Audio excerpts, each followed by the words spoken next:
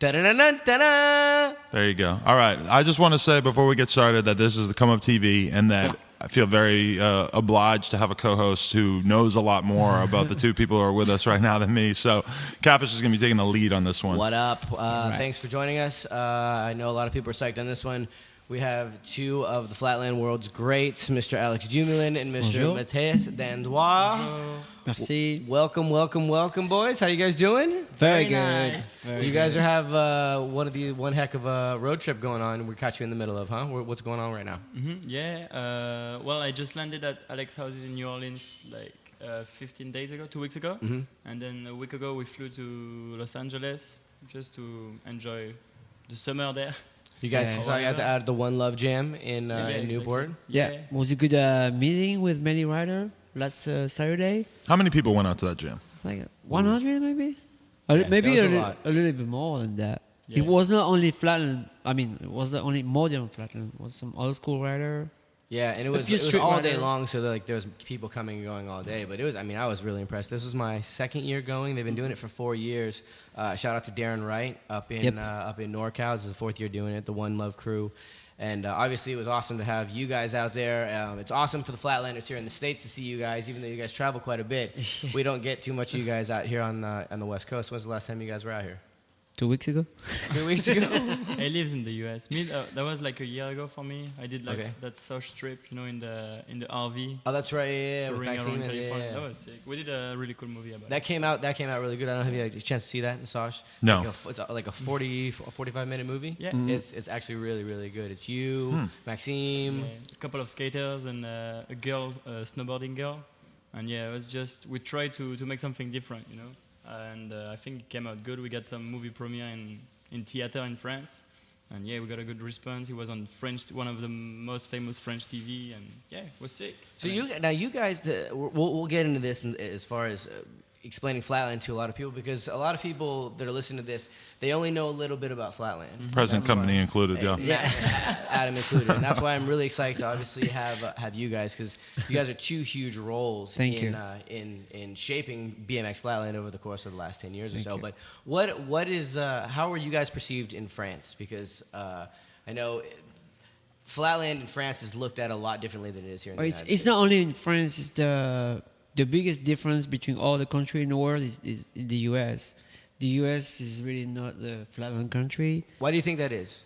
Because the way the people use flatland here is to make money out of shows, like halftime shows or any kind of fair shows. Right. They don't do contests much, and they don't organize contests much. Well, I think that's obviously a double-sided coin, because we don't have a lot of contests here. But even in France, just like people like me or Matthias organize their own contest, and there's 10 people like me in France, and maybe 10 in Germany and 10 in Austria. I mean, it's like that. Just people do their own contest, invest their own money and then their own time. They're not just taking money from Flatland. They give back money all the time. Give back their time, give back their passion.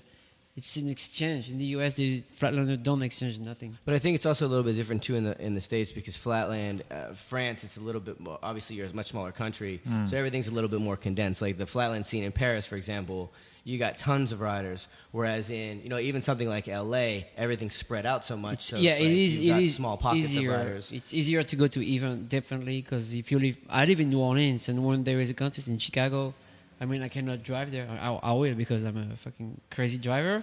But you cannot go like the same once, drive to Chicago, then drive to, I don't know, LA, and drive to Miami. True. Which Very, is very possible in France. If you have a contest on the West Coast, East Coast, and the weekend after a contest in South of France, you do everything together, or you take a train pass. It's much more convenient. It's not and spread out. it's also changed a lot. That was Adam's phone. Wow, that was bad. Flatland's obviously changed a lot, and let's take a step back for a second to kind of give a quick history of BMX Flatland, because I think modern day BMX riders think of it as one thing, and obviously people that have been riding a long time know it as a little bit different. So yeah, I mean, right now Flatland looks completely different than 3 years ago, and 3 years ago was looking completely different than 5 years ago. Right. It's a evolution. Like every 2 years, you have a new type of rider, a new type of tricks. Myself include trying to evolve like all the time, trying to learn tricks, and this is the this is the target we have is just to make it look fresh and new all the time. But do you also think, and I know I've heard this from a lot of people, that Flatland, in some regards, with progression, it shot itself in the foot because it's progressed so fast that kids see modern day Flatland now and they say, there's no way I can. They watch Matthias write and they say, that is so crazy. I can never do that. I don't want anything to do with that. I don't know. The thing is, with the way Flatland is now being more close to street riding, I think more kids can relate to Flatland nowadays than they can relate 10 years ago, where Flatland was just scuffing. And I think it is way easier right tricks. now. Flatland right now it's easier than it was like 5 years ago. Yeah, easier to understand at least. Like 5 years ago, it was just like weird, or close-footed, like weird, very well, even nose difficult. wheelies, I think too, because nose wheelies used to be impossible to anybody, and now it's a real commonplace trick in street riding. Has Flatland gotten away from the super ridiculously technical stuff and gone more towards like really dynamic motions? Is that what you're saying? Yeah, exactly. Like Flatland used to. Back in the X Game Day, for example, X Games Day, Flatland was really on one point, just tricks, just spinning on one tiny point, and now it takes more space. There is more flow because not many people ride with brakes anymore. It's just more, I don't know. It appeals to more people, I think. It's just more beautiful than it was before. I agree. I absolutely think the art form of it, and that's what's really interesting with you, Alex, because you've been in the game. How many years have you been riding? 25 years. 25 years. Mm-hmm. What was your first X Games? The one in Mission Beach, San Diego. Mission Beach. The first one I met you at was Philadelphia. What year are we talking roughly here? The 98. Oh, wow. Okay. San Diego Mission When Beach. did they take it out of the X Games? Like 2000? 2004. 2002? Oh. They waited that long? The last one was in Staples Center. Okay. In 2003. They waited that long. I would have thought it was in the 90s, though. That's interesting. It was from 97 to 2003. I don't know if you heard, but they just got rid of street as well, so I feel your pain. Oh, yeah, of course. But to me, it's you guys. I mean, I don't talk about you, but it's streeter times to get rid of, they don't have to use X Games anymore. They have to find their own way to promote themselves and organize their own contests like we did. Is that what happened when Flatland was kicked out of the X Games? Did the scene really come together to create a better network? Yeah. Exactly, because that was not my era. I was just a kid looking up to pros at that time. But I was looking Flatland at something really big in the US with X Games. So when Flatland got away from X Games, there was a rough period of 2 years where there was no more contest and pros were struggling. And then people are like, no, Flatland is not dead. Fuck that, No, but I don't we know have if to organize our own stuff. And then it started to grow again, and because people were taking care of it, like by riders for the riders. And I think that's what's going to happen to street riding, hopefully, is now that there is no more X Game for street, which is a shame. Like, this is crazy. Maybe, some riders are going to organize their own stuff, and this is going to be even better. I mean, Flatland got way stronger now that we are out of the X Game because we are independent from ESPN and their power of... Yeah, and I think that was the big thing, too, because there were Flatlanders that were putting on the contest. Mm-hmm. Like Alex putting on a ninja spin contest. Any Flatlander, all you had to hear was, Alex Jumelin's doing the contest, you know that it was going to be good. Mm-hmm. Imagine if a press release came out next week that there is a street series sponsored by Chad Curley and Garrett Reynolds. You want to go open there. invitation. Yeah, every street rider on the planet would go to that thing. Exactly. I mean, that's what happened with the street series in that Monster did. Right. Yeah. And it was great for street. I mean, we all got to hang out in different places and got people together, and it was amazing. And that's real too. That's exactly. Real. They got a sick video out of it, and that was really good of them. Go get Above Below. Yeah, even all you Flatlanders out there, you should probably hit up iTunes. And I'm not sponsored by Monster, but fucking shout out to Monster for that because that was fucking unbelievable. That was amazing. Yeah. So what was your inspiration, I guess, to decide to take things into your own hands and do the Ninja Spin contest? For those who don't know, Alex Jumelin spearheaded these amazing Flatland events. They were above and beyond what a normal BMX contest should be. The first one I went to was in Monaco. Yeah. What years were these? This was in 2000. The last one was in 2008, so this one was 2006. 2006. He hits me up and says, "Hey, do you want to announce a Flatland contest?" I did it Monaco? for 8 years in a row. But now there's many other rider like me that does that still. Yeah. And maybe I will do it again one day, but I'm not sure. I don't know. Let's see. It's just It has to be really crazy if you do it again. Like because the last it doesn't one, have to be random, because the last one was the one in Monaco, which is like still in dates one of the most incredible flatland contests. And that's the ever. funny thing that when people always say, "Oh, you know," when you're talking about BMX contest on a large scale, you say, "Oh, let's do a BMX contest," and you know, promoters or whatever say, "Oh no, it's too expensive. We can never do that. We can't pull a contest like that off in Miami, Florida." And I'm always like, "Yo, a bunch of flatlanders pulled off a contest in the most expensive city in the world, Monaco." I don't know if you without a remember hitch. the prize money. Do you remember? I don't remember the prize money. Was 10,000. First place was 1,100. That's right, yeah, No, yeah. 1,001 euro, and top 9 was 1,000. So yeah, everyone Everybody in the final got the prize same. money. Everybody Because got the same amount, yeah. I feel like flatland has reached a level now. When you are in a pro final of flatland, you have already won the contest because the level is too So crazy. high, correct? Dude, Absolutely. I get so hyped when I'm in the final of a flatland contest nowadays, because it takes a lot of effort to get into a It's that flatland difficult. contest final. The competition's that hard, even for somebody like you. Oh, this is crazy. I Really? mean, when you have the Japanese guys are kind of low-key in America or whatever, but Japan is insane for flatland. They are superstar over there, you know? It's And, insane over it's there. Crazy. Really? What Like, they'll have crews of 100 riders with 20 girls. Dude, That's their they local have, crew. They have like street advertising with their faces on. Like the in the street. subway, like Wow. Yeah. big advertising. This That's is- pretty crazy. This is crazy. Contest And every people, weekend. People don't realize that. So like when you are Euro dude or US dude and you go to a flatland contest in Japan, you know you're gonna fucking struggle to get into the final. What is it about the Japanese people that makes them more prone to ride flatland than? We think it's because they live It's a in cult- cities. It's a culture. I think it's and, cultural. you know the way flatland is, you have to ride by yourself for 3 or 4 hours just by yourself. You Yeah. don't really, it's not really fun. And I think for them it's not a big deal to be by themselves and just like ride and be very on top of their game all the time, never give up. A lot of One of the things discipline. that I noticed about Japan, though, is that it seems like the older riders are really helpful and really quick to Yep. kind of raise the young ones. Where I Exactly. think in the United States, at least speaking on my behalf, in the No, United no, no, States, definitely. we don't really do that. You know, if you see a kid struggling at the skate park, you might go over and say, "Hey, man, Yeah. you might want to fix your pedals or something." senseis. But over there, it's like The more, senseis. because they raise them up. There's They kids have, they're they have, 10 they years have- old doing they have double decades. flatland, they have flatland school in every single city in Japan. Yep. It's crazy. And you have like 12 years old flatland riders better than pros in America today.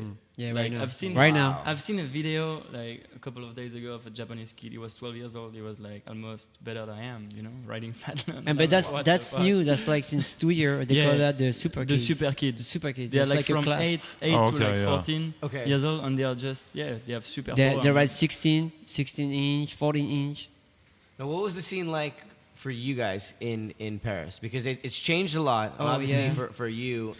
Yeah, but growing when up. I started riding BMX was like in the dead days of BMX. What It was year? in 88, 89. I was And was there a complicated. flatland scene in Paris that Yeah. got you started? Kind of was flatland and ramp at the same time, on the narrow quarter pipe. So everybody was doing the quarter pipe and flatland in between those huge quarter pipe. But I mean, it was one of the best era for me. It was some local contest everywhere in France, pretty much like every 2 months. I was like in a city, like a club, The city owns a little gymnase and everybody goes there every night to train together. Then they compete. There was a championship, a French championship. Yeah. And it has been like for the first at least 10 years of my riding life was like that. Very, very organized. French championship, then world championship in Germany, all those. Yeah.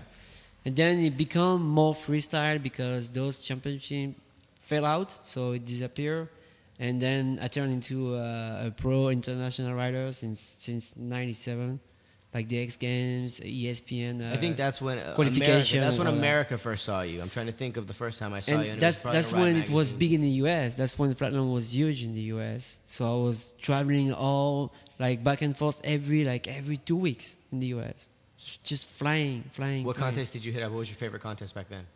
I like the extras. Yeah, X-Trials were rad. I remember some like ghetto city, like Louisville, Kentucky. Louisville, Kentucky. But That's those rad. extras was like so much fun for me. I was young, I was with my friend, And how does help shape your view of America? Because from the time that I've known you, like even staying with you in Paris, you are a diehard American fan. Like, like rock and roll. Thank you. Appreciate it. Yeah. We do have quite a culture out here, don't we? He's more American than the Americans. Yeah, that's what I always said. I always said, let's just trade passports. No. I'll take your French citizenship. You can have my American. I mean, we moved here with my wife and kids 3 years ago for many reasons. First of all, of course, we like the culture, we like the way the people think, and the fact that American people are very more like open-minded, they smile way more. At least in New Orleans, in Louisiana, people are very open. The Southern They are quite nice down there, aren't they? Yeah. Very nice to each other. LA is a little bit rougher. It's a little bit rough. Yeah, it's not like Paris, because Paris is very cold and rough. People Right. are like, Oh yeah, you know if you say LA is rough, you've Yeah, never been to believe me. Paris. I've never been robbed in LA. I've been robbed in Paris a couple times. Yeah, I bet you wish you had these guys around then. Yeah. You guys would have saved my life. That's going to surprise a lot of Americans to hear you say that people in America are nicer than people in Europe, because I think a lot of Americans have this idea that everybody in America is an asshole. And sometimes I'm like, no, you don't really understand that if you want to go to certain parts of Europe, they're way bigger dicks than us. Yeah, Because, sure. when you think about it, when riders from the USA travel to Europe, they meet up with riders from Europe, and they don't meet up with random people from Europe. They're always into that BMX community. True. And of course, like if you ride BMX and you come to Paris and I don't know you, you are more than welcome to stay at my place, because I think BMX is like that. You know, it's a family. You travel. Like if I'm in LA, I have nowhere to stay. I'm gonna call you, and maybe like I can hang out here or whatever. You can stay at my house. That's sick. That's fine. And I mean that's like that. So people think everyone in Europe is like that, but no, like the random people in Europe, like most of them are like except cold. at Fise. During Fise time, if you're in Montpellier during Fise time and you have a BMX in your hand, you ask anything to anybody in the street, like, "Hey, I'm lost, help me." You are okay. People help you. I keep trying to get. Fise is trying to get Adam to come to the feast. Oh man, Adam, come to the Fise. you- Let's make a you bet. freak- That I'll you go come to the Fise. 500,000 people in the No, you south will of freak out. France. Somebody for was 5 days. messaging me on Facebook today saying that the promoter wants me to go, so Hey, that let's do it could let's happen. Do it. Let's We do- we we can have handle been that. there. We the can last, handle that. He's been there since the beginning. It's, I would like to it's go, the yeah. longest running action sports series in in the world now. Yeah. Really? It's been going on for years, and like 17 years. you've seen footage on props. Like that was the first footage that I saw was at Palavas. Joe Rich footage. It was the first time those guys went over to Europe, and then they came back. They did props, and I was like, "Holy shit, this is amazing!" Like, the crowds were insane, and it's only gotten bigger every single year. And now with X Games dropping street, we might see street at Fise. Where we hope. It's crazy because like park final at Fise, the crowd is as big as a soccer crowd. It's insane. It is. It's like it's so noisy. Like, you have to put fucking earplugs, and it's crazy. That's It's awesome. so And crazy. the nice thing about it is, and a lot of people always ask me why I spend so much time over in Europe, especially in France, at BMX events or action sports events. The crowd doesn't look at it like, they would out in America. Like I've seen a guy doing a backflip on a soap commercial. Over there, it's like, I respect this guy for what he's doing. This is art, and I'm going to sit here and scream my head off. When you look at the fence, there are like old people that know what's going on. Yeah. Because they come every year. Every year they know, and they show so much love to riders from all over the world that come to France, because it's literally this tiny little quaint town in the middle of nowhere in France, and it is the best party of the year. The thing that's amazing about Fise is that I've never seen so many kids starting riding BMX because of an event. Because like imagine you are 12, 13 years old, you go hang out with your friend at Fise or whatever, and you see all these badass pro riders just riding ramps or on the flatland area, and what do you want to do? You want just start to ride BMX, because that's fucking badass. And I think Fise is doing stuff right now and presenting BMX in the best way possible. So I agree. And the cool thing about Fise is that obviously it has the big stops, Montpellier being the stable point of it. But they also have these small feeder contests all over France. To for amateurs to go, so these AMs can have a chance to ride, because that's like a big honor for an AM to make it into the qualifying at Fise. Exactly. And they do it right. So we'll get Adam out there for sure. Yes. I'm down. Please. Oh. Let's talk a little bit about your guys' history, because a lot of people, a lot of people don't know it. Alex is kind of a father figure to Matthias. You were telling me earlier. Exactly. Like I said, Alex has been in the game for 25 plus years. It's funny for me because when I was at those time, like 98, the big names was like Nyquist, Nastasio, all those guys. Nyquist TJ getting brought up Lavin, again. That's TJ 3 Lavin, podcasts that's in a right. row. I'm sorry. No, No, I'm that's just good. saying We it's love it. bizarre. We love it. Yeah. Shout out to So Nyquist. those guys, Demira, we were friends, So I was the European flatland rider that is connected to the American like park rider, rant rider, and then a few years later I was traveling a little bit less. He was traveling a lot, and then I came back to the US with him, and he was the guy that I was before. He knows you guys, all the street. No, but let's start by the beginning, I think. Yeah. Because people don't realize that I started BMX when I was 12 years old, like 13 years ago. And when I started, like, Alex was all over magazines and I was all over the, videos and everything. And imagine you are that kid that played baseball in high school and is really fan of a pro baseball player, has posters all over his room or whatever. And I was this guy with Alex. I had posters of Alex on my room or whatever. And then I started to go to contests and blah, blah, blah. And one day I was probably like 14 or 15. I received a phone call. I pick up the phone and Alex is calling me. And I really remember all my life. I was just like, I didn't know what to say. I was just like shaking, like, oh, what's up, dude? And like, he was this guy asking me if I wanted to ride for Ethnies back in the days, like as a flow rider. And I was like, yeah, maybe, yeah. And then like 2 years later, I meet him again, and I started to travel with him, and he got my first pro contract with Adidas, and that's when I decided to go from high school kid to a pro BMX rider because I was paid a decent amount by Adidas. Yeah. And then like got signed by Red Bull, and it just finished the decision for me to quit high school and then go as a pro rider. So without Alex, I wouldn't be like sitting here right now with you guys. Crazy, right? Thank you. And the crazy thing about their situation is that, if this was ninja training and he was the old wise sensei and then he trains this young strapping ninja to be the best ninja in the world. That's pretty much what happened. And then he becomes the best ninja in the world. Most of the old ninja dudes would just sit and knit or do something, play Sudoku. Well, they would have to do battle, I think. Well, but this ninja just went harder, and know. he completely changed not only like he changed his whole style of riding. Because like most flatlanders, when you have a way you're going to ride, you have a bike set up, you don't change it. You keep it the same. And most riders are stuck in one sort of lane as far as tricks that you want to do. This dude, after shining the light on him, they would just start riding together, and then his whole style changed. His bike setup, everything that he was doing, and then he is now on the same platform as you back again. That's got to be crazy, right? How would you describe how he influenced you, like being the older dog in the game? It does influence me right now. Oh, still to this day, yeah. Yeah, I remember. You talk about that style changing. We were in Japan when that happened. I was gonna talk about that. Oh yeah. You go for it. Like we are best friends, so we give each other like so much shit every day. Like we don't give a shit, whatever. That's what you do to a best friend, Right. Yep. And we were in Japan. That was 5 years ago, probably. Oh, more than that. 6 years ago, and I was. That time, I didn't start street riding back then, and I was just strictly flat. So much into flatland, like riding 7 hours a day, winning every single contest, like it was nothing. I was at the fucking top of my flatland game. I was winning every single contest. And I was like, for like 3 years in a row. And I was almost, I didn't like the person I was back in the days. I was just like kind of whatever. When you are a kid and you win everything, you're still figuring it out. Yeah, exactly. And I was like making fun of him because he still had a break, he still had like a bar like that or whatever. So you were a cocky little guy back in the day, yeah? Definitely, yeah.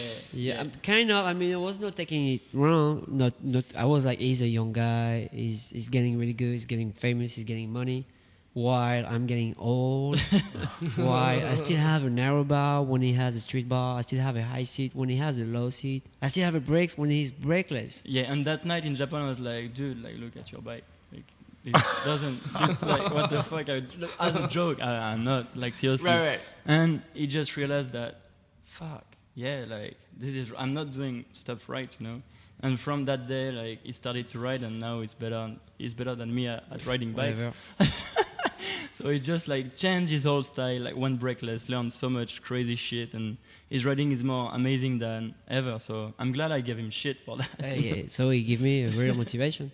How was that transfer to make? I mean, because like I said, you know, when you take off your brake, you ride flatland with brakes for like 15 years. When you take it off, you feel like you just start over. You're lost. You're just like, damn, like it's gonna be too hard. I might better just give up. I'm old. I already went, like, I was world championship a few times. I did the X Games. I was like, maybe somehow it's time to stop. But that's not who I am. So I said, okay, I'm gonna fight and maybe try to reach that guy level and be friends again, travel again, and maybe like back in the old day. And there was when your guys, you or two, the French are kind of responsible for the style of riding that you have, which is no scuffing, fast pumping tricks.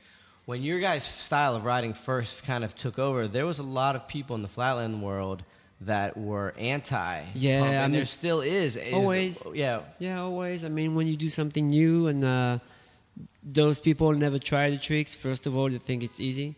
Oh, yeah, no scuffing, it's not a real trick. Or when I was young, people say, you know what rolling tricks is? You do like N5. You remember? You know N5. A rolling trick, yeah. And when I was young, I mean, not so long ago, actually, a guy told me, yeah, but N5, if you're not going straight, it's not an N5. N5 has to go straight. I was like, why? That's stupid. My combo wants me to do N5 in circle. Yeah, flatland used to have so much inside rule. Right. But that happened to me recently with nosebleed. Some guys like just a few months ago told me, yeah, but nosebleed circle is so easy. I was like, because you learn it straight. You think it's hard to do it straight. I learned it in circle. I can learn it in straight, but I would never use it. Why I would learn it? Well, this is called BMX. Like this is called BMX freestyle. Exactly. So you can do whatever the fuck you want, and this is And I why think that's the beauty of flatland. Yeah. With flatland, you can do anything on a bicycle. I think we have that freedom with. I think street riding is a little bit more strict with. Adam and I get into fights all the time about what is considered a trick. I feel like street riding is getting more open-minded, though. You think? I think so. I think a lot of people would say the opposite, where it seems Really? like it's kind of Really? getting more into like people, like the top pro class seems like they mostly do the same general set of tricks. I don't know, but I do think that like, I mean, there's a ton of people who do different stuff within street, all within the same realm. I think people just kind of feel that way because maybe the X Games pro class, rest in peace, they sort of are riding a uniform style maybe. But I mean, I think. I would agree that it seems like people are very open-minded to like new tricks and stuff. When do you think that the rules really started to break away in flatland? Like what was the cause of that? I don't know. First of all, when bikes, like flatland bike used to look 5 years ago, like cross tubes or whatever, look like a circus bike. Yeah. That the rest of the BMX community couldn't relate to. Yeah. There was like 18-inch top tubes. 18-inch top tube, like cross tube or whatever. And I feel like back in this day, the rest of the BMX community was like they can do all these tricks because they have these special Trick bikes, yeah. And no, like you can do flatland tricks on a normal bike. And this is when I think the rule in flatland started to go away. When people I think flatland is more a part of the BMX community now than way more than it was a few years ago. Oh yeah, for sure. Everybody's doing nose wheelies and videos, like I said. They can appreciate it. No, but more. just the bike itself looks like a BMX right now, and was not looking like a BMX before. I mean, I've like sometimes I just be out riding with like friends or whatever that ride street, and I would do like a couple of flatland tricks, and they're like, "Wow, so you can do flatland tricks on a street bike?" I'm like, "But yeah, this is a BMX, like this. It's a little bit." I don't know. For me, it feels better to do tricks on a big bike than on a flatland bike. Yeah. To be honest, I don't know. Like it feels right. I hate like these tiny little bikes. They look like shit. And the big difference is the zero offset fork. That's the biggest difference to me. Yeah, that's a huge difference. Riding with a street fork will be so hard. It's because you're not used to it yet. But this is really good. Maybe next year if we do an interview, I'll say the opposite because I will have another evolution and try. But right now, you give me the same bike with a like a 25 millimeter forks, I will be like, wow. I don't know. You were killing it at the skate park yesterday. Yeah. You guys, Thank you. we'll play the clip of what he did yesterday. A flatland trick on a bank that I've never seen. But anybody yesterday do. was one of my first real day ever in a skate park. That's what I was telling learned people. feeble. I wish you could have I seen. learned this because- feeble. Yeah, it was fever yesterday. What was amazing to me is they showed up at Vans and they were riding for maybe like 20 minutes, 30 minutes, and then Alex comes over to me. He goes, "Dude, Matthias just did whiplash, rebate, back out, and the kids are losing their mind." He's like, "It's such a simple trick." And he's like, "Everybody here's freaking out," and I was like, "Yeah, nobody has ever seen this shit before." But are you not tempted to ride street more often because, like, well, you ride street a pretty good amount, or do you like practice riding street, or you just kind of do it on road trips and stuff? I go to the skate park Okay. and like try to learn stuff. And yeah, I ride mostly. I mostly ride street when I'm on road trips. Okay. Like, brand stuff. That's right. And I'm about to go more often to the skate park because my sons love it. Oh, really? Yeah, I got Okay. two little They sons. want me to go to Baton Rouge because we have a nice skate park in Baton Rouge. Oh yeah. They want me to go there every Buck Nutties? weekend. It's outdoor skate park. Right. Outdoor Oh, cement, okay. yeah. It's really really nice and they it's crazy for you maybe to hear, but it's my everyday thing. If my seat is high, my son hates my bike. How old is he? that two? 11. 11, My- and he already knows that you should keep the seat low. If my bike pretty looks impressive. if my bike looks like a flatland bike, he's giving me shit. Really? He's like, "Dad, look at your bike.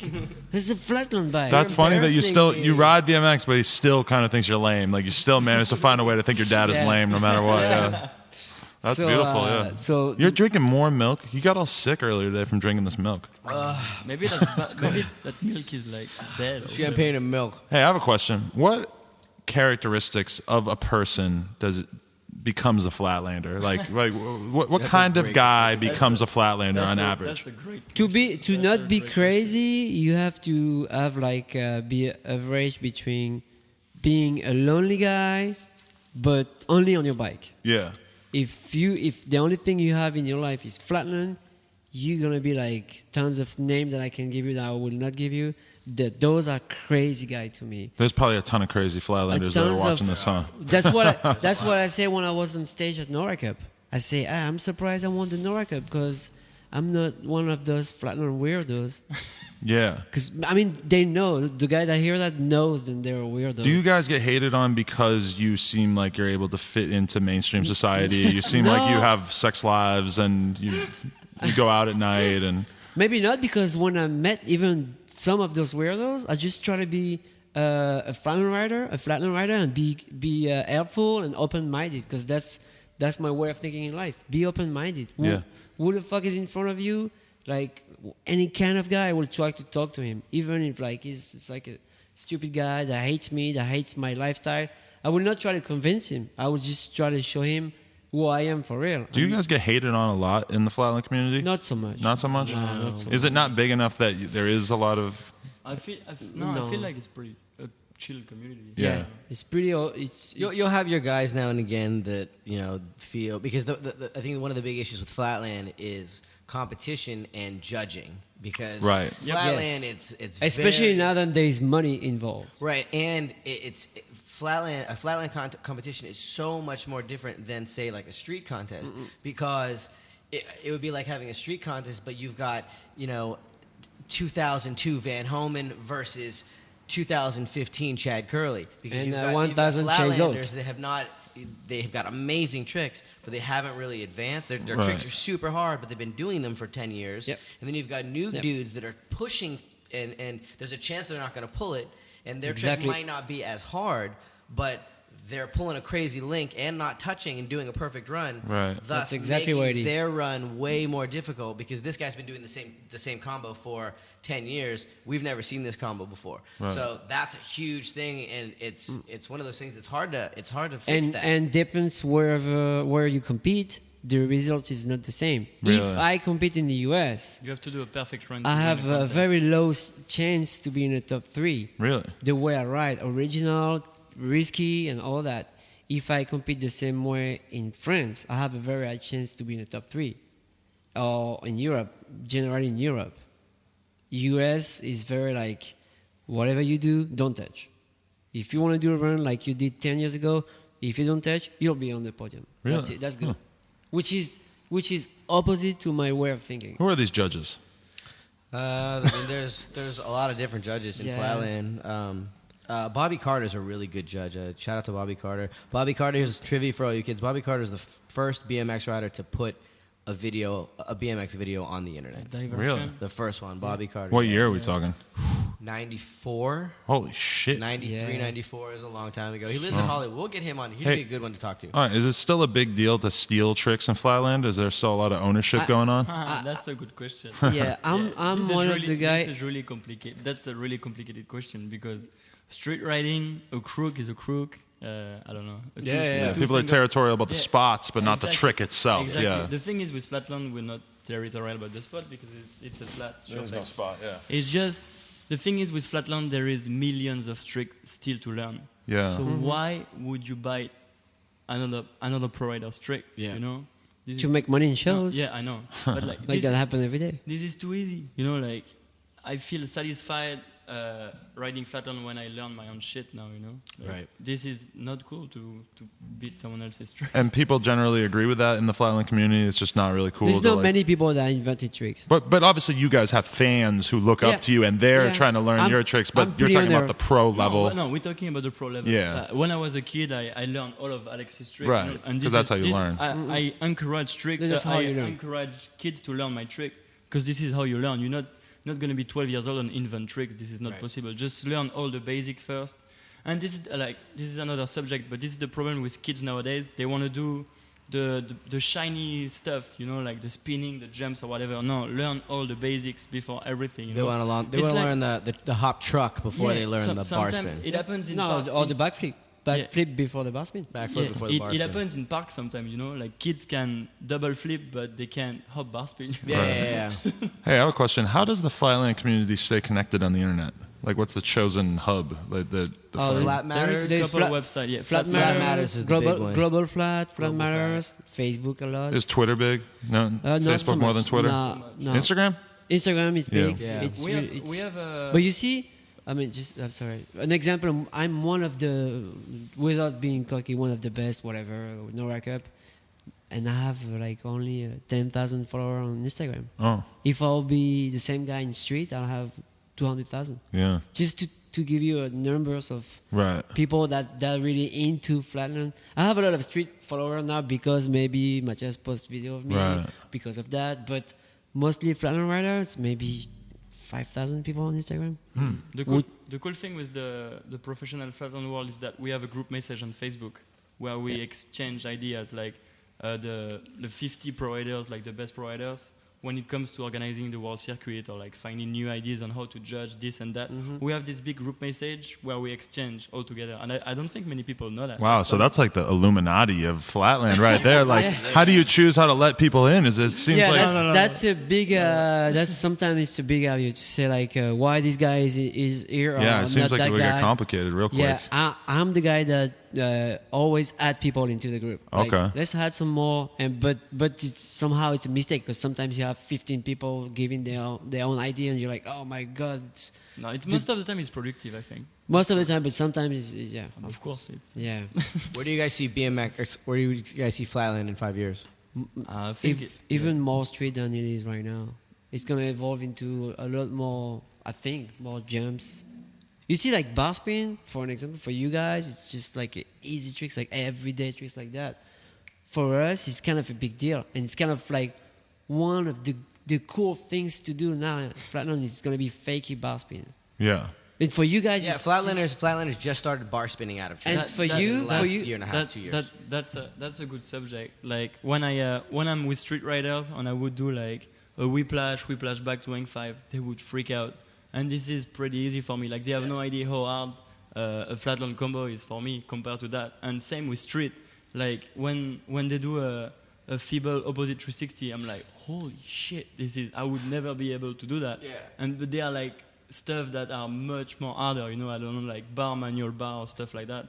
And you know, I think this is gonna mix up together. I wish it's gonna be even like the setup of the contest will be like kind of a setup, like a flatland floor on top of a street, like ledge or something, and you have to start your combo during a street, like maybe not a feeble, you have to do like a fakey up something, then start your combo, maybe that could be a nice evolution. But do you, as a flatland purist, do you like the idea of switching up? Or Oh, I love it. Yeah, yeah. really, I love that's it, yeah. interesting. I love Because to me, I would think that the flatlanders would be like, "Nope, we're staying flat. Oh, you can't build a goddamn you thing." don't have some people like that in the US to know the again says US, but one of the best rider in Japan is riding flatland and street every day. His name is Uchi. Yeah, He it's riding- really good. Gucci is he in jail right now? Ushi's amazing. No, oh, it's a different. Oh, Uchi. Okay, my bad. Uchi. He's riding in a skate bike every day. He has like a street bike, but a zero offset fork, and he's going really into the right direction. For me personally, I think it's the right direction.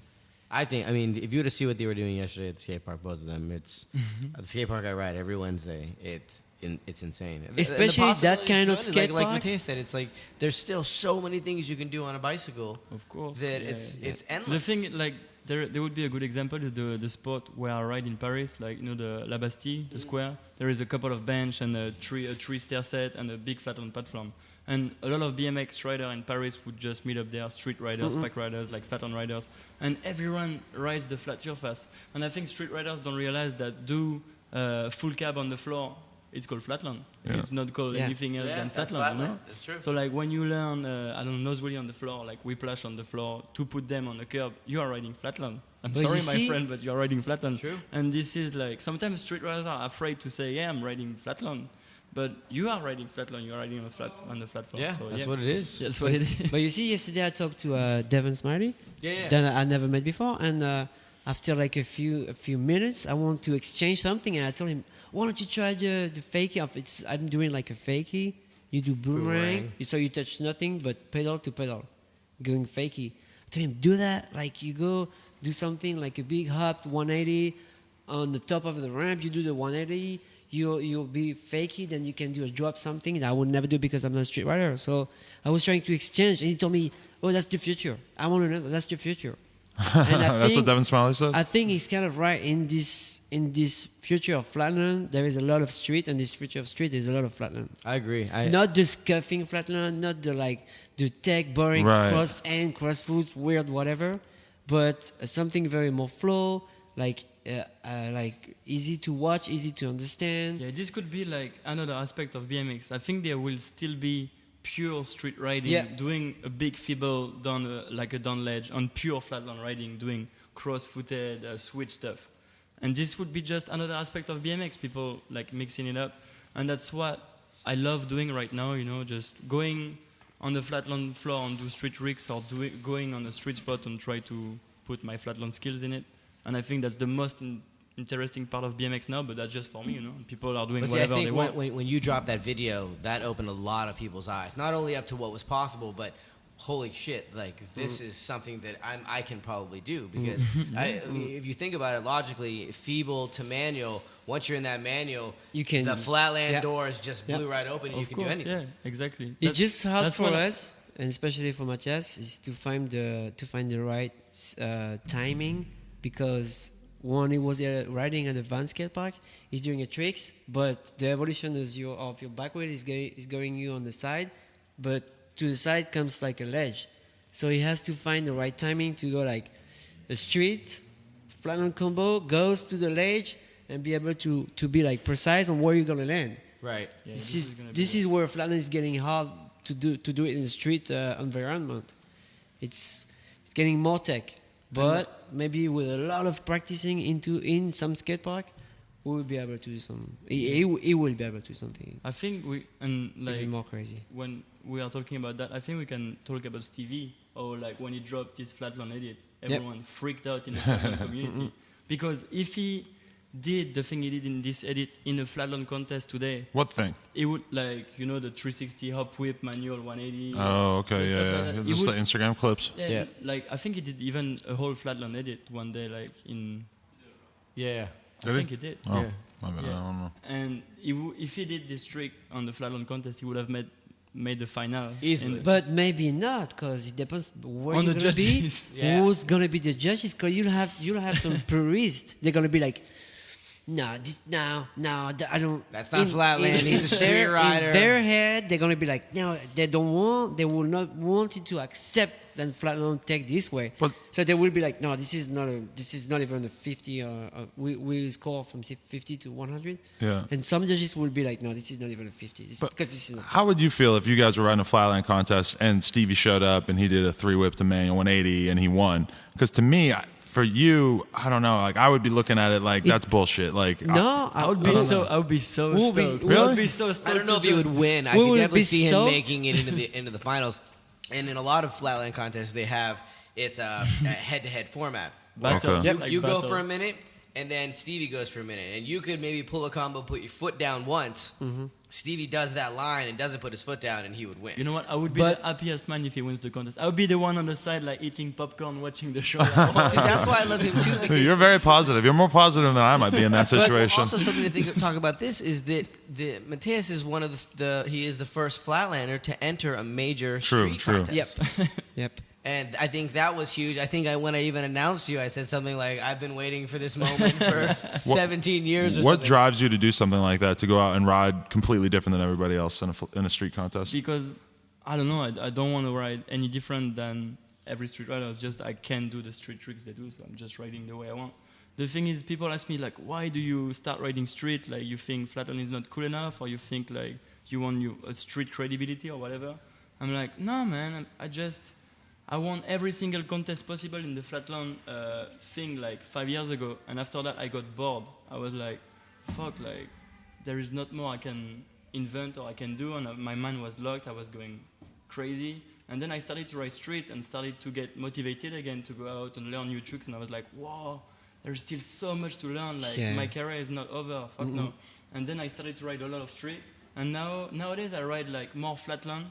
And I know in 2 months I'm gonna go like for street riding again, and then I don't know. It's just a balance now. I'm just so motivated to go ride my bikes every day, either if it's at the skate park in the street or like in flatland. It's just a balance on my But riding. just to talk again about what we just told earlier about Stevie competing and maybe winning a contest, the only difference is because when you do a 3 minutes run, you use a lot of different techniques. Right. So if exactly, Stevie yeah. would show up with this single techniques of bunny up, That's everything pop. is a bunny hop and a spin and a So bar and a that's- whip. that's- It's that's very awesome. specific. It's yeah. really hard, but that's one specific technique. Then what is he gonna do on the front wheel? Right. Where is he Unless gonna he do? did like a 10-minute nose wheelie to fucking tail whip Right. out, which he probably could do. Something along those which lines. maybe you can do, yeah. But no, let's keep really open-minded about all this future, and maybe something will happen like this. I wish. That's pretty cool. Do you still feel like you said that there are still millions of flatland tricks to Oh, learn? Do you yeah. still really feel like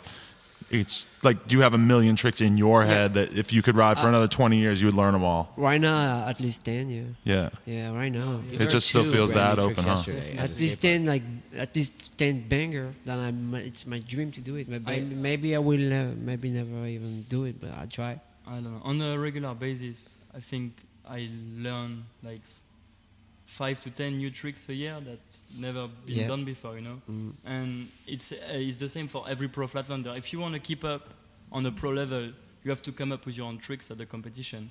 If you are doing the same run, and no, you're not going to win the And contest. So. I need to clarify for our listeners, when they say tricks, he's not meaning like Add I a little learned, tiny thing to it, 540 yeah. bar spin or something. It's a crazy trick in the middle of a link. Yeah. So it's Exactly, like yeah. it's not just something that you can go out and learn. This is like years and years of experience, and then he just decided to crank it up a notch. It's like, for example, you are doing the trick you are doing every day, and you are crushing, and you are like, you're in certain position. You're like, whoa, this could work, and then maybe it's gonna take you 3 months to actually do the trick.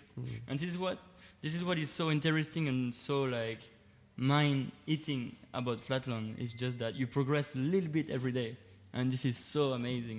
I don't know if you do that in street, but we use a lot of muscle memories. muscle memories. We don't have a lot of muscle. Yeah. Almost Or none. memory. No memory either. That's vegan, yeah.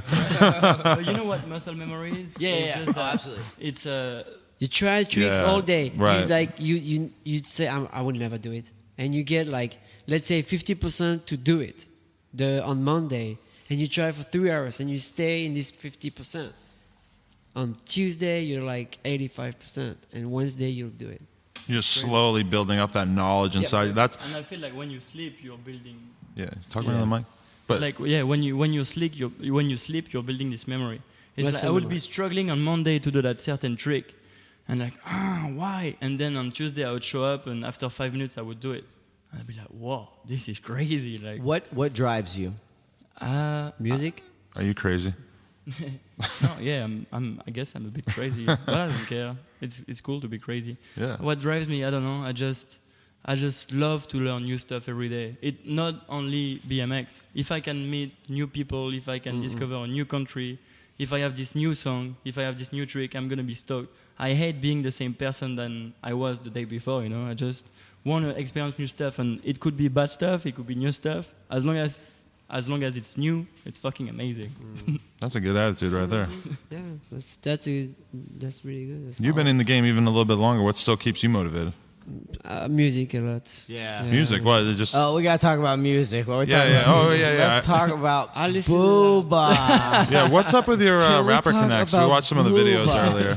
Hip hop. It's a French hip hop singer. And, He's the biggest. He's the biggest hip hop. I was The It biggest looks rapper like in 50 France. Cent. Yeah. at the X Games Booba. in Philadelphia. It was the guy told me no slang word. Of course, no slang word. So I say, yeah, don't worry, it's not gonna be slang word. It's gonna be a French, crazy French hip hop with a lot of slang word, but that was in French. That was Booba already, and it was like in 02. So I listened to that guy since years and years and years, and it's just music drives everybody, but that guy drives me right. I don't know. It's weird to understand. Well, it's funny for me because I have a friend in France that I stay with, and I spend at least a month in France every year, and he's really into hip hop, and his name's TDB, and he's like, yo, he knows I love hip hop. He's like, yo, you got to listen to this dude. So he got me onto Booba maybe like a year ago, and he was like, sending me, oh, check this video out, and he's just like a raw rapper. You saw him. He's just like thugged up, and I don't know, it was like maybe 6 months ago. Somebody sent me an email. They're like, yo, Alex Jumelin is sponsored by Booba. And they Yeah. sent me a picture So of him how on his fresh is that? Instagram. 6 months ago. 6 months ago. Okay. I write for his company, and he's actually, I don't know why, but he's following me on Instagram. He reposts some BMX clips of me riding. He's got like 300,000 on Instagram. Yeah. He's got like 2 million on Twitter. Yeah. And he's down with BMX. Really? Yeah, he Yeah. is. And I'm trying to work on that, to explain him, to ask him to repost, and he's all about it. He's like, yeah, that's street culture. You're here, you're killing it. That's awesome. Just How did you guys connect? Is it just stoked on BMX, or did he meet you? One of my friends is producer, music producer, and he's doing all his clip, like video clip, and he's a guy who since I'm very very young kid. And he told him, like, I have that guy, he's a writer, his name is Alex Jumelin, And after, like, months of talking to him a little bit about me, he finally, like, exchanged an email with me and sent me a bunch of clothes and repost. And so Wow. I'm still building it. It's only been 6 months. That's pretty cool, though. So it's pretty cool. It's me. I'm not trying to be someone else. It's definitely you. Like, it's definitely, I can speak on knowing you, like, the music, it's you. Yeah. And Well, these days, if you're a BMX rider, you need a rapper by your side. you do. You do. Someone to protect you. Absolutely. If anybody is going to protect you, Booba is going to What if protect somebody you. writes a diss track about you? You can't respond yourself. You're not a rapper, so Yeah. you need the rapper with you to respond to the Right diss there. track. It makes sense, yeah. But when I was in France at Fise, he's really, really famous. And when I was at Fise, people were like, some people were weird at me. Like you write for the brand is Uncut. The name is Uncut. They were like, you write for Uncut? That means that you know Booba? Or how do you know Booba? Why? No.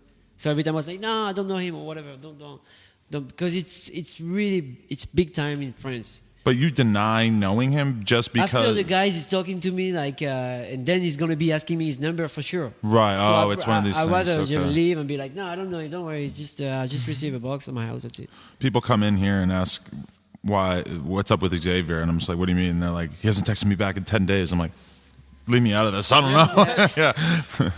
But that's Everybody pretty wants to know crazy. What's going on? Yeah. Yeah. But the guy is living in Miami. So we're both French living in the US. So that's another thing we have in common. Oh, wow. That's pretty But cool. there is one cool thing about Xavier is like being French and not living in the USA. I would never have known of him if it was not for On Some Shit or like the store. And Yeah, I yeah, just yeah. discovered like what he was doing. And I think what he does is fucking Hell sick. yeah. Thank you. I appreciate And- that. I hear that all the time. It And feels this pretty good. Yeah. This is cool. Like there is an interactivity, you know, like people outside of BMX get to know BMX because of people like Alex, Yeah. and like people outside of rap get to know some rap because of people of And you that- guys. And this is This so is sick. what it's all about. It's Yeah. all about connections. Exactly. And everybody's so quick to just be all by their, And, be for and- themselves. and Like, this is share what- the love. This Share is the what I love. was doing by Yep.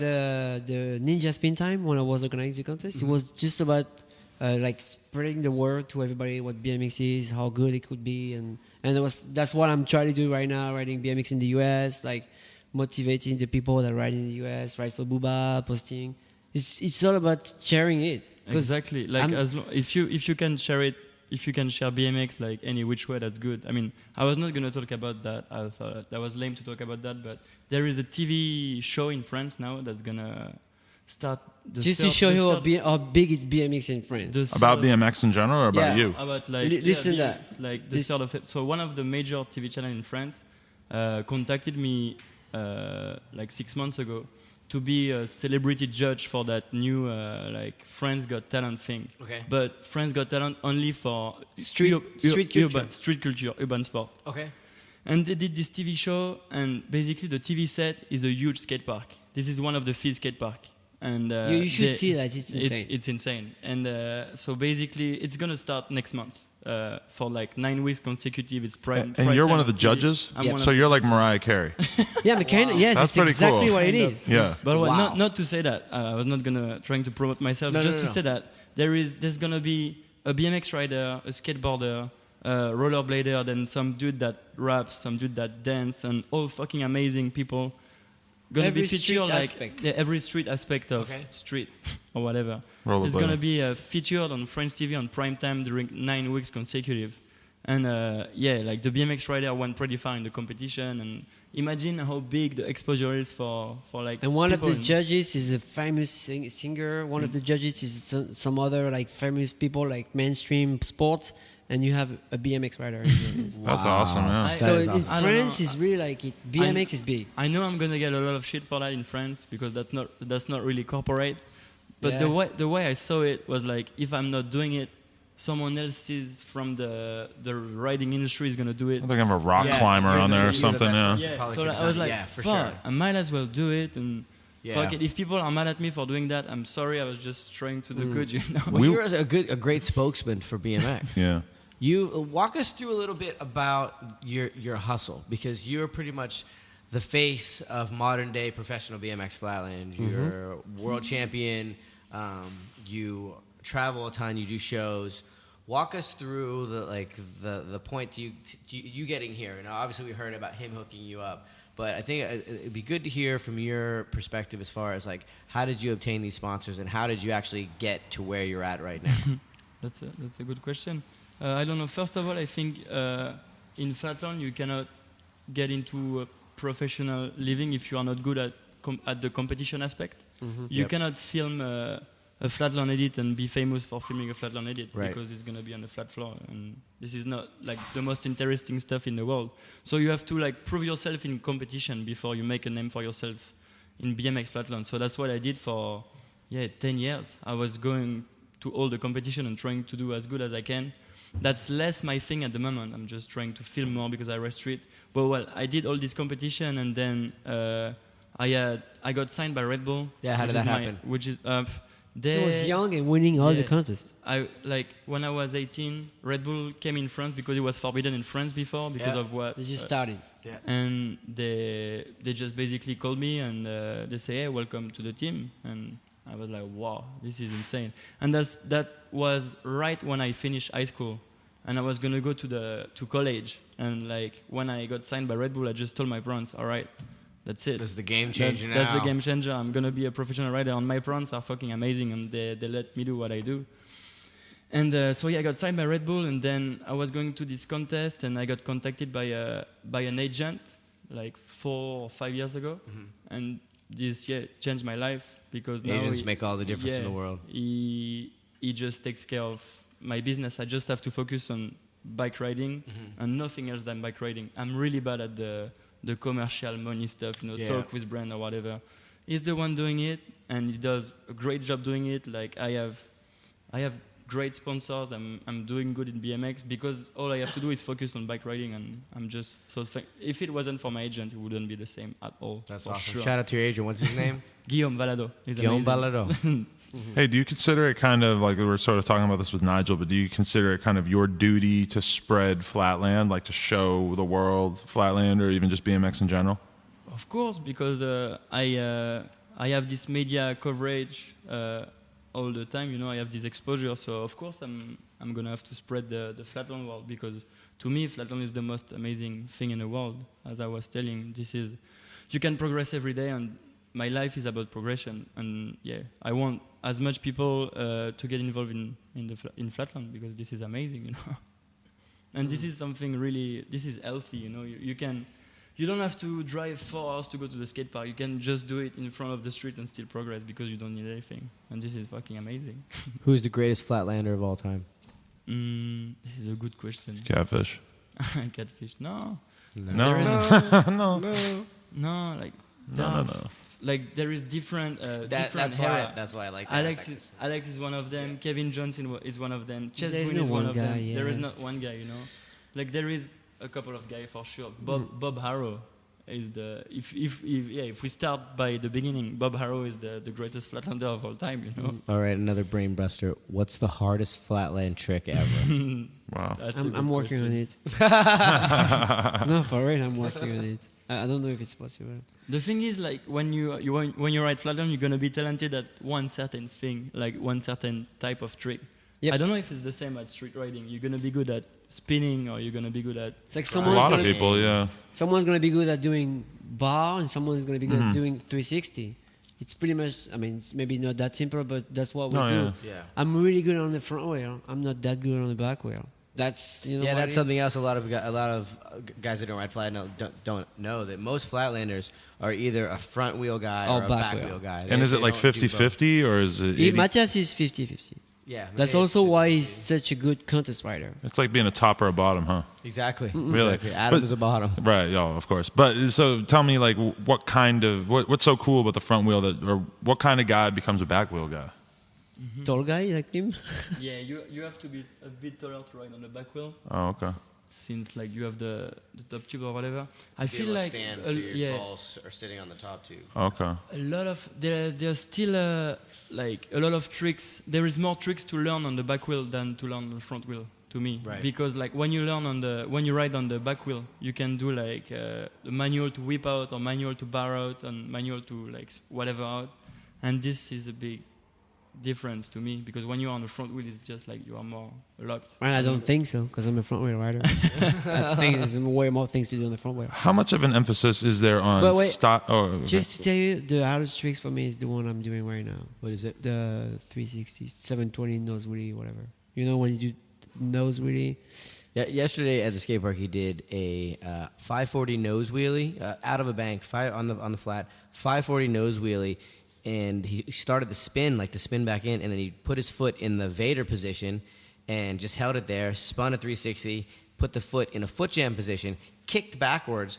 The bicycle spun a 360 backwards. He put his foot back to Yeah, the Vader first of this- position and then No, pushed but it forward. That's easy. Which is how it's like you know the thing everybody's doing on the Nose manual to 3? on back wheel. They do the manual back and forth, like manual back and forth. Yeah. That's the same tricks on the front wheel. Right. Nose 360 to nose wheelie. Yeah. You're doing an ollie 3, but then That's my. It took me like 10 years of nose wheelie to do it, Really?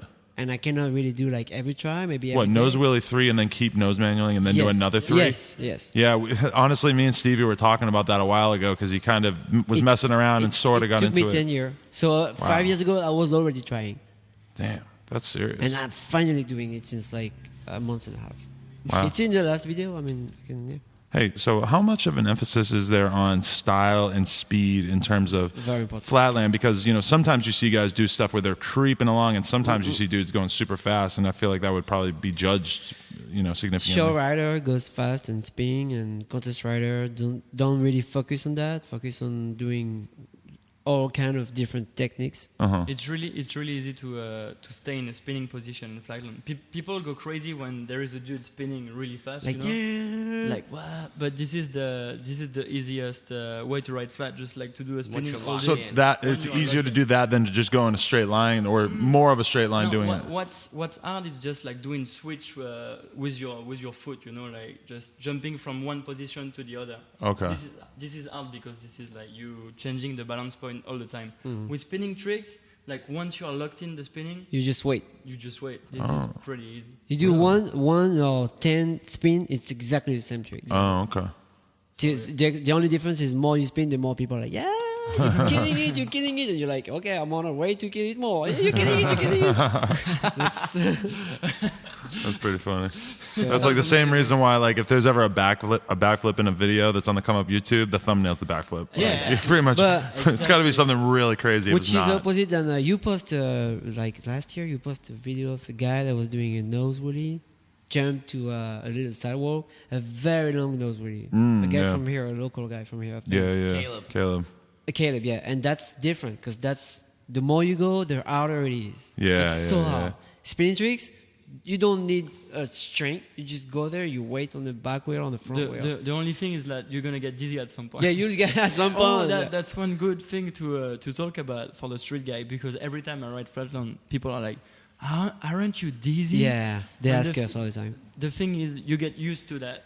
I was figuring you get used to it over if time. If you don't ride for a week and 3 start days. riding flatland, if you don't ride for 3 days and start riding flatland again, Dizzy. You're gonna be so dizzy the whole session. The first hour, you're gonna be like, damn, why didn't ride for the last 3 days? Really? That's really. Do you guys get like arthritis and all kinds of fucked up? Yeah. Because it's like a different type of injury that you tend to get, right? Exactly. You don't really get to break bone or whatever. Right. A lot of like twisted ankle. I have a bad tennis elbow. I don't know how you call that. Yeah, in tennis English. elbow. Tennis elbows, Yeah. yeah. Yep. Yeah, tennis elbows, or like I am pretty tall, so back problems. It's not like a straight breaking bones or when you are riding street or like head concussion. It's more a time injury. I mean, I broke my ankle riding street in June, and I didn't break my ankle riding flatland for sure. It's really hard to break something riding flat. You can land like a bar on the ribs and like. There is some pretty gnarly. Didn't you take a peg to the head? No, no. Phil Dolan's. Here, crank. X Games once X again. Games. I remember like looking over and he's like running blood all coming down his head. Like that was the only time. You took a peg to the head. Wait, that was the only time Flatland went on ESPN during the X Games. Really? Because practicing before the final, I was doing a tricks like my body was pretty much like low to the ground, and that guy Phil Dolan, a very good rider from England, was doing a tricks on the back wheel, going this direction. So I was spinning like this. His body was like that. His crank was up to me. I was spinning. Boom. Crank, sprocket in my head. Wow. 5 stitches. Holy shit. That's so brutal. I was knocked out, full of blood. And TV was like, damn, Flatland is getting interesting right now. Finally. I feel like that's what his game Blood on the flatland. That's what the look that the That's flatland what- yeah. scene needs. Yeah, blood. No, like that's what like ESPN needs, you know. Like Yeah. That's why they took Yeah, straight away. that's why Flatland got kicked out. Maybe Exactly, not enough there's blood. not enough blood. Or maybe you're the reason. Maybe it was too much blood. Maybe they kicked it out after you. But we don't really hurt ourselves. It's not dangerous. Let's be clear. Well, that's good. Especially for me, I'm so short that if I fell from like 5 foot. Right there. See, I feel like I could knock myself out doing a hitchhiker. You know, like I could find a way. You can, Just the thought yeah. of Adam doing a hitchhiker. Oh, that would be funny. Funniest thing to me. I've had some gnarly flatland crash though, and What's your worst crash? when I was that was really bad time in my life. When I was 15 or 16, I was riding in a parking lot 2 miles away from my parents' house. And I did this trick, and I don't know what happened. I knew I was gonna fuck up, so I just dropped the bike on the side, but still fell on the bike. On the bike. And the peg like straight in my my spinal cord, like from 2 meters, still on the peg like that. And I was in the parking lot. It was getting dark. By yourself? And by myself. I couldn't move anymore. And I was like, oh shit. And I dragged myself back home on my bike like that. What? Yeah, and I had to stay, I don't know, like probably like a month in the coach, like without moving. But that's the worst. Well, that's the that's worst. the extreme case. So I was very not- unlikely. Yeah. I was not too thrilled about that. So the scary feeling you can have riding street, park, or vert, or whatever, it doesn't really exist in flatland. It doesn't really exist in my riding either, it's just for the record. It does exist tall for ledges. the first 10 minutes of new tricks. And I this is what I like about street riding. It's like a really different approach to BMX riding. Because when I ride street, sometimes I'm terrified. Like Yeah, when I shit have is to scary. hop over a rail or like doing a 360 on 10. I was terrified 10. yesterday learning feeble. But see, this is the thing: is like my good friend Chris Zeppieri. He coined the term. Like he said, "Well, I don't ride street. I don't ride flatland. I ride flat ledge." Like just to describe the fact that he and myself and probably a lot of other people, mostly Flat ride ledge. ledges and curbs and fly rails and like. That's nice. Flat ledge. But somebody like him or me or whatever, like we'll get a lot of shit for that from the BMX community. It doesn't really make sense to me because it's not like people are out talking shit about flatlanders and they're riding even less than a ledge. It's like know. it's okay to be small, to be technical, to be a dork. You don't have to take risks. This is BMX. You can do whatever the fuck you want. Freestyle. It's freestyle. Fuck you want for free. Freestyle. Exactly. And I'm the first to say I respect every aspect of BMX. I was out at watching Simon Tabron ride Vert. Oh, Vert is I was not- on some of the videos that you got. Vert is not that popular anymore or whatever, but it's still one of the craziest disciplines of BMX. Like watching Dangerous. Simon rides in real life, it's crazy. It's so gnarly. So It's such crazy little because like room when for you error, when too. you watch Vert, usually it's during a contest, and you have like all the people and music and the blasting. They are doing this every day with no people, no By music, themselves. just like by themselves. Like, whoa, this is so gnarly, man. This is so gnarly. Yeah, it is crazy. Talk to me a little bit about your flatland schools, because on top of everything else that you had going on, a few years ago you decided in Train Paris kids. to bring the Yeah. bring the young guns up. Walk me through that. What's going on with that? When I was a kid, I was in this flatland school. They teach me how to ride like on a regular basis every day from 5 to 7, whatever. So when those guys gets old and someone has to do it, it was my turn to do it. So I took it over, and I was training those kids for like 10 years in a little suburb city in France. And when I moved in the US, I contacted one of the school, the International School of Louisiana, to ask them if they want to do it at the school, and they were really into it, and we did. I was training some kids, like kind of kids from the ghetto of New Orleans, and that was very interesting because they learned really fast.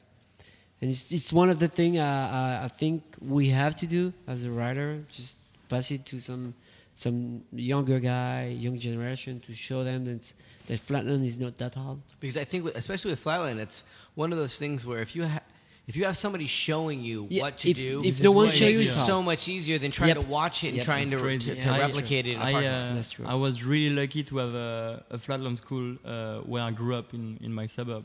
Like, not a lot of people know about that, but when I started riding BMX, I had this pro rider. His name is Carlos Leal. He had a flatland school, and for 3 years he taught me like all the basics. I didn't have to learn by myself. That's why I picked up flatland so quick. Is because I had this dude every weekend showing me the technique, how to do this, how to do that, and you picked it up so much faster. And I encourage people to ride together, like flatland together, because this is And that's why it's getting better and bigger in Japan. It's because there is this kind of flatland school in every single city. So the more it goes, the more you have rider, and it goes on, and to younger rider now. So it's kind of it's going in a good circle, and that's exactly the same case in France. We're going in this direction, and in the US, since the country is so spread out, it's really hard to like connect 10 people together if they don't live in the same Right. states. I feel like there is still some dude in the US, because we have been talking a lot of negativity about the flatland scene in the US, but there is still some There's dudes great scenes. that- Yeah, that Austin's does- got a good one. That does the stuff Florida's right. The got some guy good from ones. the American flatland circuit, for example. Yep. I have to shoot them. I have to shoot them out because Steve they are Lapsey. doing an amazing job trying to put together this flatland circuit, and it gets people together, and this is so amazing. So there is still people doing stuff. Absolutely, Flat. They're doing good exactly. things. Yeah, Yeah, and flat is cool, and it's even more hard for them because they're handling only like 10 to 15 people. Yeah, I need to go to flatland school. Please. I still can't hang 5. Yeah. Please. You cannot? I don't know. I could get a couple feet maybe. Adam, he could not. Adam, the seat won't even touch his butt. Oh, you should see. You should see the. He cannot make the I have seat. kind touch of a his high butt. seat. Oh, you're just saying because I'm tall. Okay. I'm just saying you could not get the back seat to Did you touch see your the butt. crash I had I'll yesterday? try hang 5 out there on the sidewalk and show Oh you my guys what God, I'm we working will with. film this. It's not that bad. It's just I just can't keep it going after like 4 or 5 feet. What are you saying? You go You can't straight. keep it going after Yeah. 5 minutes. This is the perfect example of someone riding by that's creeped out about riding flatland because they think it's super difficult. But if you have been riding bikes for a certain amount of years, Well, there's a lot I can't do just for the record. He sucks at bikes, period. well, let's take another example. But like anybody can pick up flatland if they have like a certain amount of bike control. If Devon Smiley like went to France and rode 3 months with me, and I was like teaching him to ride flatland every day, he would be the best flatlander in the world. That's But for sure. do you think Because do you think it's weird that like street kids they embrace certain parts of flatland, but they, like That's somebody funny. like Stevie, he does bunny hop tricks and he'll do bars and whips and he'll maybe do a hang 5 or a hang nothing or whatever, but he doesn't. Do the spinning. Once the bike gets upside down or once you start spinning around on one wheel, that seems different to him. Like that kind of is course. the No, battle, yeah. I think, is to make kids in street. And I think it'll happen over time because they're just street kids I are going think to it'll need more happen. tricks Yep. to do. It'll happen. Is that they're going to slowly find out about all these other, 20-year-old flatland tricks and just keep going from there. I Yeah. remember the first time there was a flatland contest here in LA, and this is when Stevie was living with us at the OSS house. Yeah, and I we met brought her. Stevie, We and I was met like, him. "Oh, I want you to meet these guys." And Stevie met him, and like 10 minutes later, I look over, and Stevie's having a flatland session. Yep. He's trying to learn half cab Yep. nosies. He loves that, yeah. He doesn't even want That's to ride awesome. street. He just wants to ride the parking lot. No, that's nice, and I think we're everybody going into a good direction. Except it's gonna be a few guys that just want to be a street rider, like co-rider. And this is still you cool. have to do 720. Everyone has to do their Yep. own stuff. That's cool. As long as you have fun on your bike, That's the most important You are thing. winning. As long as But you that Fun. makes Flatland Street is very more reachable for every human being, I Yeah. think, than that going like very fast on the quarter and trying a double tire whip. Like it's risky. I'm talking about not too risky, fun, like pretty fast fun. Like in about 2 months you can have a lot of fun on a bike. So that's maybe the first good approach to for a guy to start BMX. I agree, and you don't need anything to do it. You can do it in your parking lot. You can do it in your Yeah. in front of your house. And You can do it inside the shop. Or inside the shop. Russell, don't get any ideas while you're on the clock. Yeah. What are your guys' plans for the rest of 2015? What can we expect out of you guys? I'm moving back come to on. France in June. Back to Paris? For family reasons. Okay. Pretty much the kids want to see the grandmother, and my wife too. It's gonna be good. Okay. Maybe we come back. Maybe if we come back in the States, we'll be somewhere else than New Orleans for sure. But we will be in France for 1 year. Keep on riding. Every Feast? day. We'll be at Feast. Feast Of for course, sure. you'll Yeah, be feasting Feast, the of course. end of May. You'll Yep. be at Feast as well? Yeah, I have a couple of stuff going on. I have I can't really say it, but one of my sponsors is doing a major like BMX video this Really? year, so I'm gonna be involved with Ooh. in the future. And Major sponsor. Major, eh? and, Major sponsor. And yeah, and I'm gonna go back to the contest scene this year too. Yeah? Because last year first I broke my ankle, so I couldn't really ride contest with a Yeah. broken ankle. But yeah, like I'm really motivated to ride like flatland contest again for some reason. I think That's I nice. think contests are fun, Awesome. you know. And That's so nice. And there's some big flatland contests coming up this year, huh? yeah, there is the flat. Oh, maybe arc. you don't know that, Adam, but we have a flatland contest this year, and the prize it's kind of weird, but the first place is gonna be $50,000 $50,000 to first place. in Yeah, Japan. flatland In Japan, contest, of that's a course. big deal, huh? Of course, in Japan. Yeah, I need to come out. That is the largest BMX purse in the world as of For right years. For years. now. For years. Yeah, because that was what X Games was. Yeah. 30? in Street or whatever, Yeah. right? X 30, Games. like maybe 2 years. I think it was ago? 35 last year. 35? Last year, okay. Maybe. I don't know. So, I mean, Damn, that's crazy. That's not Yeah, the only and reason. for a flatland contest. How many yen is that? Ooh, I don't know. 500,000? Jeez. Yeah, that's more than the. That's $500,000 yen. No, that's No, that's crazy. a lot. So we have a lot of contests. Like I think from like in 1 month, every 2 weekends we have a contest. No, it's Somewhere gonna in the be, world. It's gonna be crazy. No, this is cool. Alex is gonna come to Europe in April, and we're gonna do this tour, like going. there's a contest in Switzerland and Fise, then another contest. Now there's many contests over Europe, of course, all the time. The scene is growing, and it's really going in a very nice direction. Maybe it's gonna be the same in the US soon. I don't know. I hope. Maybe it will come from the street rider. Maybe, who knows? Like this mix between flat and street, like. Things are changing. I got some questions from people on the Oh, line. do you? Okay. A couple questions from Todd Carter, Ohio represent. What's your daily practice schedule like? Because that's something else that a lot of guys outside of Flatland don't understand, is that to be a competitive Flatlander, you've got to ride. Yeah, every day. A lot. Yeah. What's your daily practice schedule? First, I try to really stay in shape. You know, like try to go to the gym or run every morning, and then have lunch and go try to ride 2 or 3 hours a day, and then have some beers in my friend at the bar and get fucked up. It's different for me. I'm a father. 10:30 to 2:30, because at 3 I'm gonna get my kids to school. Now, you guys are obviously established pros, but back when you guys were hungry, how many hours were you guys putting? Oh man, that was like my high school time. Yeah. It was crazy. 6 hours. It was like 10.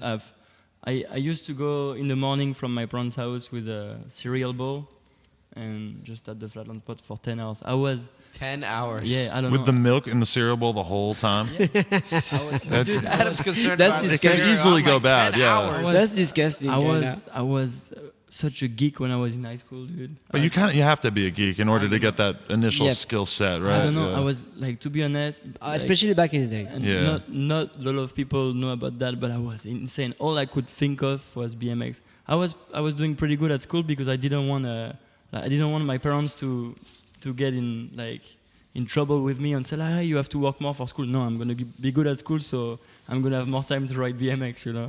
And I don't know, like the bell would ring from school, and I would run to the train station to get the first train, then run to my parents' house, and then I don't know, ride as long as I can until my mom called me on the phone, like, where are you, or whatever. I'm like, I'm sorry, I'm coming home, and like that would be 10 hours later, you know. Damn. That's a beautiful thing. Yeah. Yeah. How many contests have you entered in your entire life? 2000? Really? Yeah, I think, yeah. A lot. Yeah, a lot. That's like 100 a year for 20 years? Yeah. That seems like a lot. Some year you already 100 a year? Two a week? It depends about like not 2000. Yeah, I'm sure. No, but not that's like more than 2 contests a week. It's not. For 25 years. I know, but I don't know. I don't know. It sounds cool. Maybe 500. Oh no, way more. Way more. We can do the official calculations later. We yeah. say in France we say it's from south of France. From Marseille. It's from Marseille because people in Marseille always like. They just exaggerate? Oh, wow. You just caught him. Alex is from Marseille. Oh, I man. want to check what 2000 is. Yeah, dude. I am 55 years old. How old are you? And how old are you? 37. And you're... I'm 25. Damn. Well, you're still a young gun then. Damn. That's 80 contests a year, or maybe 1,000. That's 40 contests a year. Easily more than 1,000, let's say. Okay, more than 1,000. That's still a shitload of contests. But I'm still stressed out. I want to do a contest. Same exact feeling. Every single time? I was getting so nervous for these podcasts for a while, but then I did the Nigel one, and then it's all over now. Dude, Nothing's going to make me stressed up to that. You want stress is watching these guys ride in front of a crowd in France. Like, if you watch them ride in the finals at Fise, it's like I've announced it for probably the last 6 years, and it is it makes the hair on your arm stand up. You know, Do people go that crazy for They it? go fucking bananas. Yeah, I think like flatland at Fise is one of the highlights of the event for sure. I mean, that's what the organizer said. That's what the crowd say. It's like the flatland final at Fise is something because special. it's like there's the flatland stage, and then there's just a hill that people just sit on, and it's just a wall of people, and they can all just look down and watch. And it's a battle format, so it's just it's holy crazy. shit, they go crazy. You ever see Trevor Meyer around? I don't like to wear. Oh, well, my bad. He just comes out with Show rider, whatever. I saw him around town when I was like 13 wearing these like Jinkos. And I see him with yeah. with some. Just like, Yeah, well, I'm glad I brought that up. Get that out of the way. Get that out of the way. Catfish, you got anything else? Anything else you guys want to cover? Anything else you want to say? We're so honored and happy to be here with you guys. We're yeah. super Thank psyched. you to open your mind to flatland, even if it's not really flatland like you think it was. No, but I'm super happy because I want to cover like a really good cross section of BMX, everything from old guys, Thank young you. guys, flatland, vert, everyone, you know. So I'm glad Thank that we got you. to do a flatland one, and hopefully we'll do a bunch more in the future. And that's a big it's in your honor to do that because it means that you're open minded. Oh yeah. I That's mean, like really, we said, really it's good. with BMX going the direction that it is, it's just a matter of time before we see modern day street riders doing cliffhangers. You know? It's gonna happen. It's Definitely. gonna happen. Like one last thing I want to add. Please. It's like the kids that gonna turn pro or whatever in the next few years. You are only riding bikes. Like you are only riding a bike. Don't take it too seriously. Just chill the fuck down. You are only riding a stupid bike. So chill That's out. that's real. You just reminded me of something, and I wasn't really going to touch base on it, but I'm going to touch base on it right now. When, let's touch tips. When he was winning all these contests and he came on the scene, first couple times I hung out with him, you know, flatlands, you kind of have to have your head in the game, especially at a major flatland contest. The first couple times I hung out with him, he would just go out the night before and party and have fun. I've seen this, yeah. And just get wild. And then the next day, Yeah. destroy. Because he was young. Destroy. He's grown up a lot. But they would always say that about Garrett too. Yeah? But he doesn't like party before the night of the contest. I don't think anymore, or maybe he does. I I don't only know. remember Garrett partying when you get old, it's different right now. It's It's really different right now. Are you more focused now? When you get older, you start to have to actually put yourself into a little bit of a routine. Yep. Yeah, you can't just power through. The thing is, the hangover is way worse today than when I was 18. Oh, yeah, for sure. Tell me For about it. sure. I can feel it. It doesn't seem like it Tell slowed me you down a about lot, but who knows? Yeah, tell me about it, yeah. I love to party, man. I don't know. Party is a big part of my life. If you don't have fun in life, dude, you're fucking missing out. Is a large hanging part out of with this this guy. flatland scene straight edge? They don't understand what you're doing out there all There is night? a few. I mean, we have a friend, Dominic Nicoli, is real straight edge, like for real, like. But He's got more tattoos than you. Yeah, he has. Sounds like a yeah. pussy. No, he has. I'm just He kidding. is not. No, Dominic is cool. I don't know. Like everyone is doing. We're different. Whatever he We're wants, yeah. outside of. First of all, we're Parisian, so we're French from Paris. They dress nice. Which everything that comes with, we do party, we have fun, we like all kind of things, traveling. I mean, and after we're a rider, so we're part of that community. But before everything, we're something else than a rider. Yeah, That's my thing. I don't consider myself as a like BMX rider. That's why I when love you say I love so many more things outside of BMX than I don't know. It's cool to be. I love BMX, but it's not everything in my It life. doesn't define you. like for me, be friendly with someone just because he's a rider is really something that's out of who I am. It's not because you're on a BMX that I'm gonna be your friend. Yeah, I mean, people always say that, like, oh, remember when everybody who rode BMX was best friends? And it's like, that's so fake. I mean, you must have very low standards for friends because I don't get along with a very large percentage of people. So, you know, that's you strange to me. You can be a mountain bike, skate, Yeah. scooter. Yeah, if you're I a don't cool care. person, If you're a you're cool a cool person. guy, you're a cool guy. Yeah. If you're a big rider, doesn't mean you're a cool guy. So if I told someone I don't like you and he's a rider, he's a flatland rider, I hope he's not going to be offended because it's not personal to a flatland rider. It's personal to someone. Yeah. Someone just whatever if you ride or not. I mean, How can people get in touch with you guys on the internet if they wanted to? Instagram. What's your Instagram? What's yours? Alex Jumelin. My Instagram is Matthias Dandois, but it's too hard. I don't have a name for an American scene. Matthias Dandois, MATTHIASDANDOIS. And my name is Matthias Dandois, not Matthias Dandois. I say it wrong. Dandois. Matthias Dandois. Even I know how to say it right. Well, I got a French last name Catfish too. is so. really good at saying my name. Matthias Dandois. That's nice. And But yeah. come and meet us at concert fees. Yeah, just come whatever. talk Just to us. come. We never ate anybody before, so we're Yeah, cool. they won't hurt you. The worst thing they'll do is they'll buy you a beer. Yeah. Wow. Yeah. Or if you have a good-looking girlfriend, maybe no. Or that He already too. bought me a glass of wine, so I don't even know. Yeah. No, thank you guys seriously so much. No, thank you. It's been an Thank you. honor, and I'm psyched for everybody to hear the story about you guys. Like Thank I you said, so the much. story behind Matthias. You know, you're the man. You're still doing it, and it's awesome to see what you guys are doing. You're still fucking killing it out here. Thank you. It's fucking awesome. We love it. We love BMX. So thank you so much, everybody. Any last words, boss? Yeah, check us out at thecomeup.com, thecomeupbmx on Instagram. Follow us on YouTube. Catfish versus Thug on Instagram. Adam22 spelled out on Instagram. Thank you very much to our friend John Hicks for filming, and subscribe to us on iTunes, SoundCloud, whatever. Thank you very much. Bon voyage. Flatland ain't dead. Flat ain't dead. Au revoir. Bisous les man, bonne soirée, ciao. Bisous, bisous. Stand away from that. Yeah. You know, so that's where it came from, dude. And like, it definitely, like, I didn't think it would get as much backlash as it did, or create such a frenzy. Right. You know, but it did, and I was like, okay, cool. Now I got to deal with it.